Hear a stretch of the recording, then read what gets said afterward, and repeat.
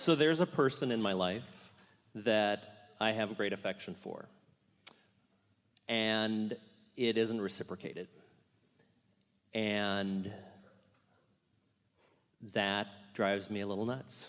Yeah. But then there's the part of me that knows that's not my business. That he's going to do what he's going to do, and I don't have any control over it. Yeah. But I still find myself wrapped up in the almost tantruming stage of like, damn it, why not? kind of a thing. And I know it doesn't feel good, and I know what that means that it doesn't feel good, yet I still find myself in that sort of uncalibrated loop of despair. Well, we're going to start in a broad place, and that won't surprise you because we always do. But we want to take this opportunity. We'll help you with this specifically, of course. But we want to take this opportunity to help you all to understand that you proceed under a flawed premise, usually, that does not serve you and never ever will. And that flawed premise is that it matters to me what you think about me. And it also seems to you that if I think this toward you, then you should think likewise toward me. Oh, that's tricky. Because what anyone feels or perceives in any moment in time is way more about what they've been doing and what they've brought their vibration to than anything that has to do with you in this moment. So we want you to consider this just as a really good basis, not just for this question, but for this day. And then we'll go back and walk through this. Think about law of attraction, the law of attraction, and how it manages everything. And think about what it says is that everyone is offering a vibration, and those vibrations are being managed by the law of attraction. The law of attraction is managing all of that. And as the law of attraction is managing all of it, that means that nothing can come to you that is not vibrationally active within you. Which means, as you get a response from someone that isn't pleasing, your awareness of that is active in your vibration. So it's hard for you to get anything else. And it feels to you like if they would just do something different, you would feel better. While we keep saying if you would do something different, you would feel better. And if you would do something different, maybe that very person would be activated in a different way. In other words, maybe you would own the room in a more powerful way and evoke something different. Or maybe someone else through the path of least resistance would just zoom right in and fulfill everything that you want because you're clear and clean and pure and calibrated in your vibration. You don't have all this know what I don't want mixed in with it. So now think about the law of attraction and see yourself as someone who's decided, apart from this conversation, apart from maybe you woke up in the day and you're not yet thinking about that, fat chance, but let's just say that happened.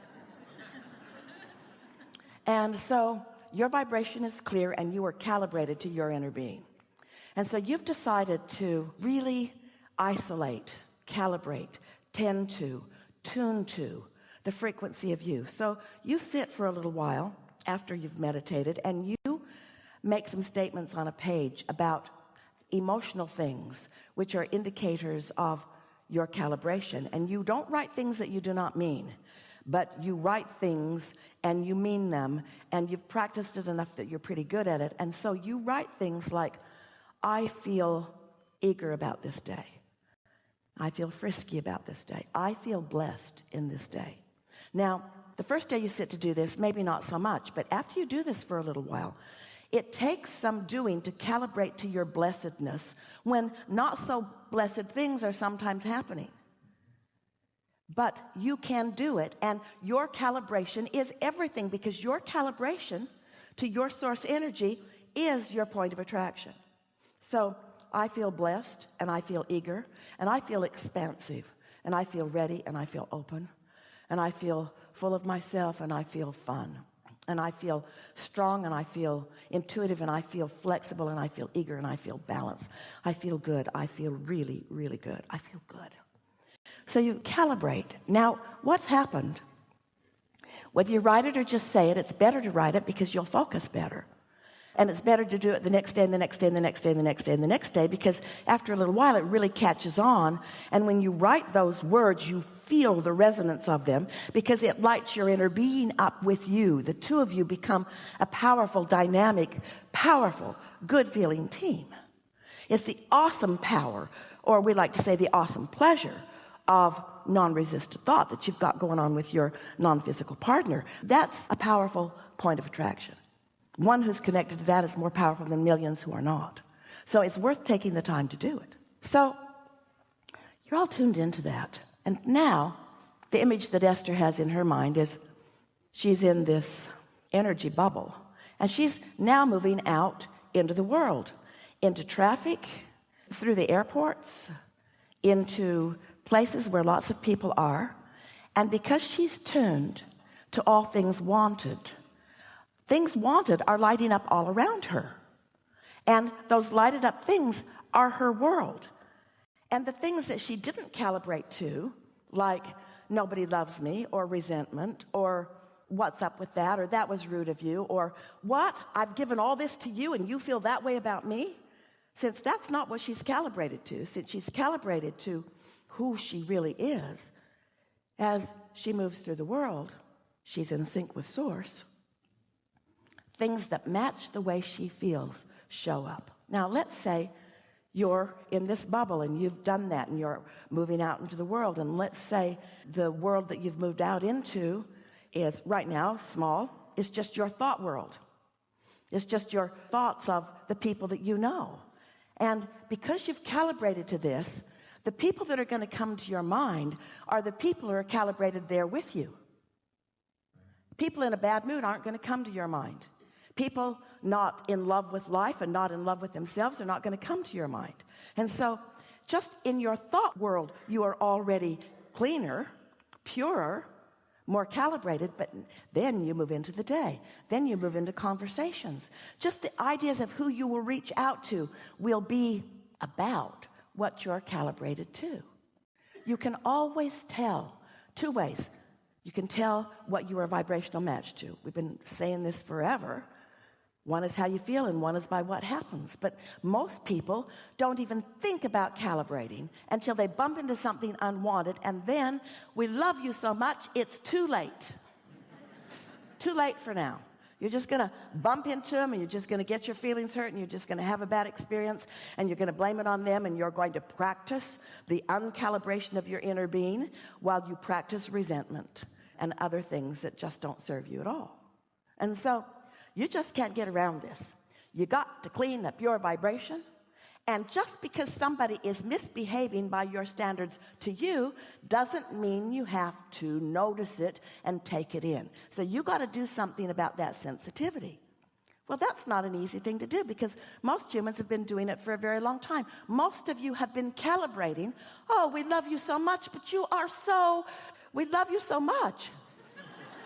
You've been calibrating to others' response of you, as if that has anything to do with anything, because they, like that one individual, like the world at large, is a mixed bag that will give you what you've calibrated. That one individual is like the world at large, a mixed bag. We've been playing with an analogy to see how it sits with you, and it's effective. We want you to think about all of the people in the world in an arena, a really big arena. And they've gathered together in clusters, and they've given themselves different labels. There are Republicans and Democrats, and there are Catholics and Protestants, and there are Jews. There are every category that you can name. There they all are clustered together. They're conflicted because some of them belong in more than one group, and they don't know what to do. But there they are, and in most cases, they are clustered together, talking smack about the other groups. That's mostly what they're doing. And we say, there are only two groups, really. There are only two groups. There's the group who, in this moment, that's a key word, in this moment are under the influence of their alignment with Source, they're calibrated to Source, or those who are in this moment calibrated to something else. And in every one of those groups, there are those calibrated to source, every one of those groups. And in every one of those groups, there are those calibrated to something else. And you cannot, have never been able to, and will never be able to do anything about what they're calibrated to. And if you spend your life trying to figure out why they think the way they do, or why they feel the way they do, or why they see that in the way that they see it when you see it entirely different, you will waste your life. You will deprive yourself of any happy moments because it's just too much. And it's not your job. It's not even close to your job. It has nothing to do with you. So whether it's this whole cluster of humanity or whether it's just a person, pay no attention to where they're at. Only give attention to where you're at. Tend to your own calibration and then watch what happens. Because when you choose anyone in any of those groups and you decide to push against them, maybe because of their denial of you, or maybe because of their disagreement with you, maybe because they see something different than you do, doesn't matter. There are lots of reasons that you might want to push against. There are lots of examples of who you might push against, but there's only one reason that you're pushing against any of them. Drum roll, please. There's only one reason that you're pushing against any of them. They threaten you because you're not calibrated. You counted on them for your source and your strength. That's why you gather together in clumps with others. It's because you don't feel strong on your own. But when you've learned to calibrate to your own wholeness, calibrate to your joy, calibrate to your love, calibrate to your clarity, calibrate to who you are, now you can love them. You can love all of them. They don't threaten you. Some of them call you. Some of them entertain you. Some of them wrap their arms around you and love you, but it is not important to you what they do. You free them to their own creation while you tend to yours. You see?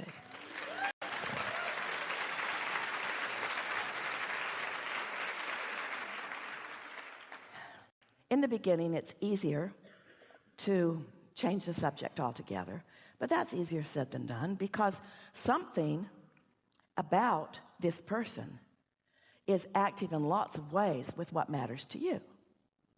And we want to say to you, the calibration between the two of you is not that far off. It's just that he doesn't like you. That's not what it is. That's not what it is.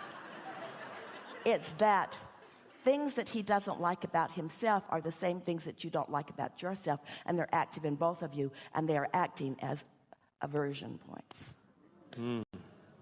Good to know. Even in your dislike of each other, law of attraction is working. You see? And so it's easier said than done, but we would encourage you to always just step back to the basis of what you know and decide that you're going to calibrate